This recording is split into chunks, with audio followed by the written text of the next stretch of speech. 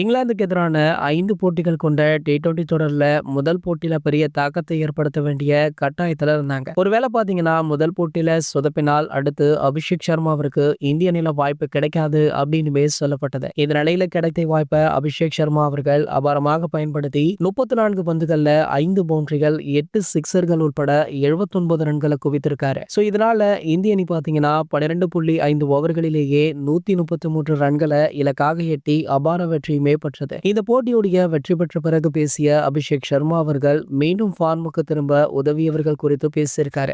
அதுல பாத்தீங்கன்னா கேப்டன் பயிற்சியாளருக்கு இந்த நேரத்துல நான் நன்றியை தெரிவிக்க விரும்புறேன். எனக்கு முழு சுதந்திரத்தை கொடுத்தனர். எனது ஆட்டத்தை எப்படி மேம்படுத்த வேண்டும் அப்படின்றது குறித்து தெளிவாக விளக்கினாங்க. இதனாலதான் முதல் போட்டியில அபாரமாக விளையாட முடிந்தது. 170 ரன்களே இங்கு பெரிய ஸ்கோராக இருக்கும் அப்படின்னு கருதணும். 170 ரன்களுக்கு மேல இங்கிலாந்து அடித்தால் வெற்றியை பெறுவது கடினம் அப்படின்னு கருதணும். நல்லவேளை இந்திய அணி பவுலர்கள் அபாரமாக செயல்பட்டு இங்கிலாந்து பேட்டர்களை அடுத்தடுத்து வீழ்த்தினாங்க. என்னுடைய கிரிக்கெட் மேம்பட IPL தான் முக்கிய காரணம். இங்கிலாந்து அணியுடைய பந்து வீச்சு சிறப்பாக இருந்தது. அவங்க ஷார்ட் பால்ல தான் அதிகம் வீசுவாங்க அப்படின்னு கருதின. அதே போலதான் வீசினாங்க அப்படின்னு பேசியிருக்காரு. இவர் பேசிய வார்த்தைகள் தற்போது சமூக வலைதளங்கள்ல வைரலுமே ஆகிட்டு இருக்கு. இது போன்ற கிரிக்கெட் செய்திகளை பத்தி நீங்க உடனே தெரிஞ்சுக்க நம்மளுடைய கிரிக்கெட் நியூஸ் அப்டேட்ஸ் அப்படின்ற நம்ம சேனலை சப்ஸ்கிரைப் பண்ணிக்கோங்க.